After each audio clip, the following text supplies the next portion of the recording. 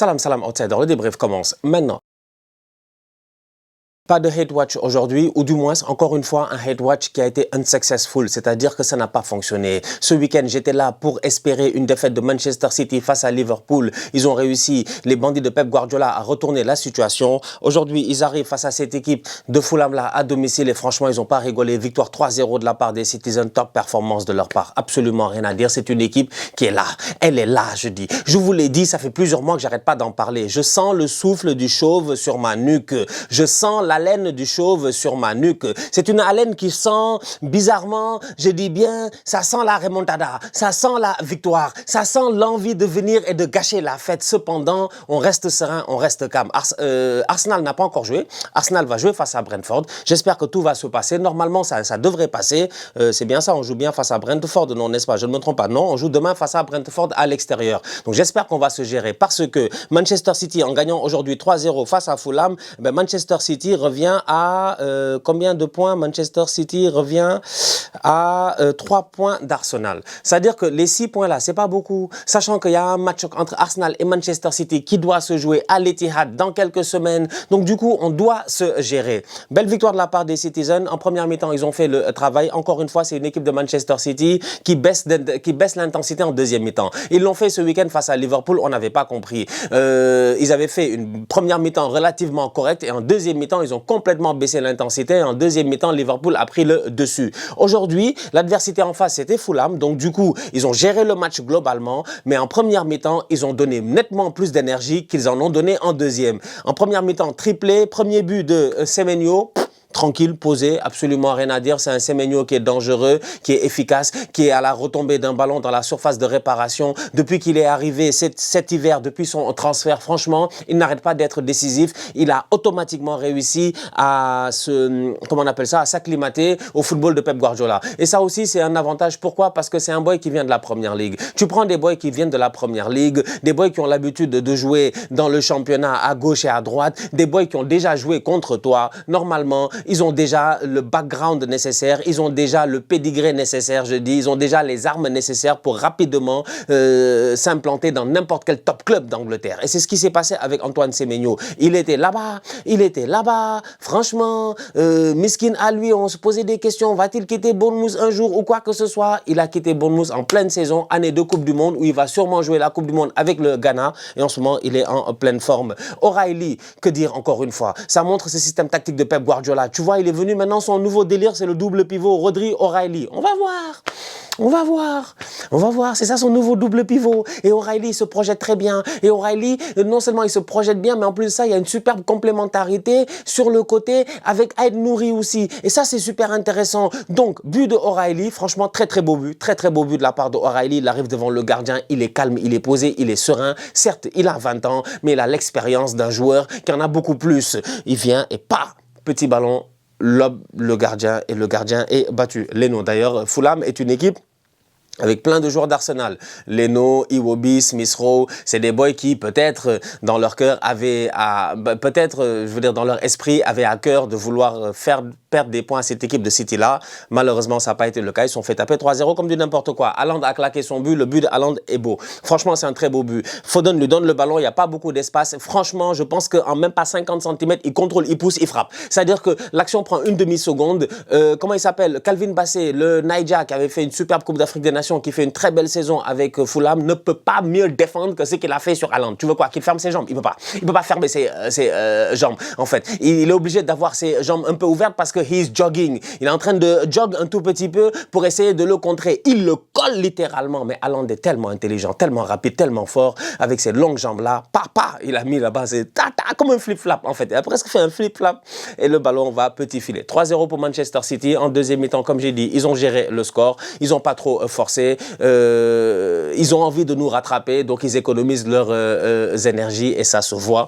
Mais globalement parlant, une belle performance de la part de Manchester City. Encore une fois, avec un très bon Donnarumma qui, à chaque fois que City a l'opportunité de flancher un peu, à chaque fois que City a l'opportunité, parce que ces derniers temps, ça se voit, tu vois, comme je disais, ils n'arrivent pas à garder le même rythme pendant 90 minutes. Et c'est bizarre pour une équipe de Guardiola. Mais à chaque fois qu'ils sont sur le point de flancher un peu, Donnarumma est là pour les sauver. Donc, belle victoire de la part des Citizens.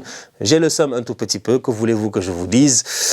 Ils vont pas lâcher des points, ces bandits sur le chemin. D'un autre côté, Liverpool a fait, je pense, la belle opération de cette journée pour le moment parce que United ne sait pas gérer, Chelsea ne sait pas gérer, et que Liverpool se bat contre United et contre Chelsea. Donc du coup, au classement, ça te donne quoi? Liverpool revient à 2 points de Chelsea, à 3 points de Manchester United, ce qui est excellent. Une grosse course là-bas. Liverpool, Chelsea, United, et Aston Villa, pour le moment, ils ont un petit coussin, ils sont tranquilles, mais Liverpool, Chelsea et United, il y en a un de ces trois-là qui n'ira pas en Ligue des Champions la saison prochaine, vu la manière à laquelle c'est parti. Donc, si tu peux compter aussi Brentford derrière, même si Arsenal joue Brentford demain et j'espère qu'on va les taper. Donc, du coup, tu te dis, Liverpool fait la bonne opération, vu que Chelsea menait 2-0 à domicile face à Leeds, non, n'est-ce pas, hier, et ils ont fait les tocards, ils se sont fait reprendre 2-2.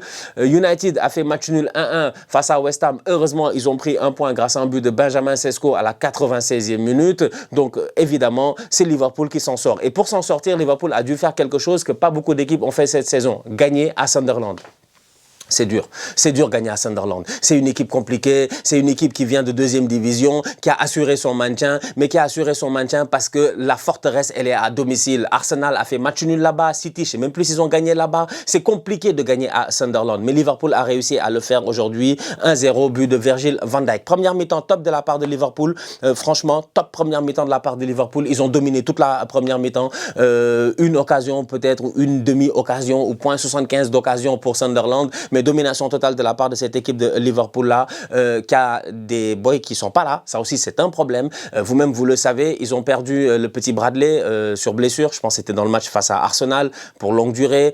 Comment il s'appelle? Szoboszlai, il prend le carton jaune la dernière fois. Tu te poses des questions à savoir pourquoi est-ce qu'il a pris un... Il prend le carton rouge, pardon, alors que le but était rentré. L'arbitre aurait pu, je pense, dans le cadre de l'esprit du jeu, tu vois, ne pas appliquer les règles à la lettre et ne pas donner un carton rouge à Szoboszlai. Donc, il n'est pas là et ça leur fait mal. Ils perdent Endo sur blessure aujourd'hui. Ils ont déjà Frimpong qui est blessé depuis qu'il est arrivé. Donc, du coup, il y a vraiment des problèmes en fait dans cette équipe de Liverpool là défensivement, surtout sur le côté droit. En plus de cela, sur le côté droit, non seulement tu as un problème de latéral, mais ton ailier droit aussi, franchement, il ne fait pas la belle saison qu'il devait faire. C'est dommage. Ça, c'est Mohamed Salah. Son match aujourd'hui, oui, il fait une passe décisive, oui, parce que c'est un corner, machin, mais le match est compliqué. Le match est compliqué.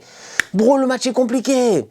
Le match est compliqué. Salah, il nous a tellement habitués à demi-action but que maintenant, quand il a 20 actions et que les 20 actions, il y a une frappe cadrée, tu te poses des questions à savoir qu'est-ce qui se passe. Donc, match compliqué de la part de Mohamed Salah. Mais bon, il se gère quand même. Il réussit à délivrer sa passe D parce que Van Dijk vient claquer cette tête. Peut-être qu'Habib Diarra aurait pu ou aurait dû sortir. Malheureusement, je pense que la tête, elle est trop puissante. Bref, en tout cas, le ballon, il est rentré. Mais globalement parlant, c'est une équipe de Liverpool qui, quand même, malgré toutes les difficultés qu'elle a pu avoir aujourd'hui face à Sunderland, malgré une première mi-temps où ils ont dominé, ils n'ont pas marqué, malgré une deuxième mi-temps où ils ont subi, parce qu'en première mi-temps, ils auraient dû claquer le but qui les aurait mis à l'abri, et pourtant en deuxième mi-temps, quand ils marquent ce but-là, dans le momentum du match, c'est Sunderland qui a le ballon, c'est Sunderland qui met la pression, c'est Sunderland qui pousse Liverpool dans ses tranchées, mais ça reste Liverpool, le champion en titre, avec un capitaine comme Virgil van Dijk, bang, la tête. Elle rentrait, personne n'y peut absolument rien. Florian Wirtz a touché le poteau, il a fait un bon match, franchement super intéressant. Je pense qu'il est en train de se faire plaisir, Florian Wirtz, depuis qu'il est arrivé. Ça a été compliqué, mais là en ce moment, il se fait plaisir. Là, on commence à voir un Florian Wirtz qui, sur le terrain, tu vois, non seulement il devient un leader technique, et il devient aussi un leader un tout petit peu, j'ai envie de dire, dans la manière de dicter le jeu. Parce que techniquement parlant, il est très fort. Il n'y a pas grand-chose à dire, hein, franchement. Mais il dicte le tempo du jeu, tu vois. Et dans sa position aussi, il arrive à faire des choses assez incroyables, de belles connexions avec d'ailleurs Ekitike, avec Cody Gakpo, des beaux 1-2 et tout. Une équipe de Liverpool en confiance dans des phases de jeu en première mi-temps où tu vois les latéraux très très hauts sur le terrain, surtout Robertson. Donc franchement, moi j'ai bien aimé l'animation de jeu de Liverpool. Le match était compliqué. Sunderland n'est pas un adversaire facile. Ça fait partie de ces adversaires compliqués à jouer, chiants à jouer cette saison en Première Ligue. Quand tu vas gagner là-bas 1-0, j'ai envie de te dire bravo. Donc du coup, au classement, ça donne des choses assez intéressantes.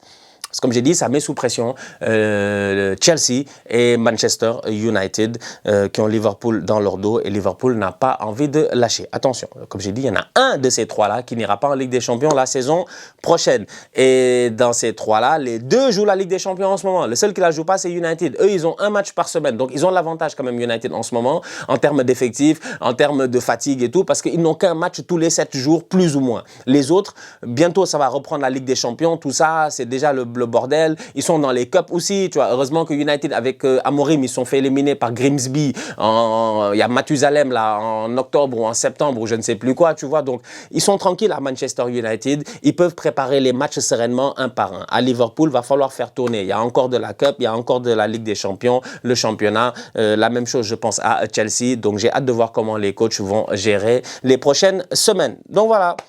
Bien joué, bien joué, bien joué de la part des Reds, bien joué de la part de Manchester City. C'est les deux équipes qui ont dominé le championnat ces dernières années. On espère que cette année, il y aura un nouveau champion.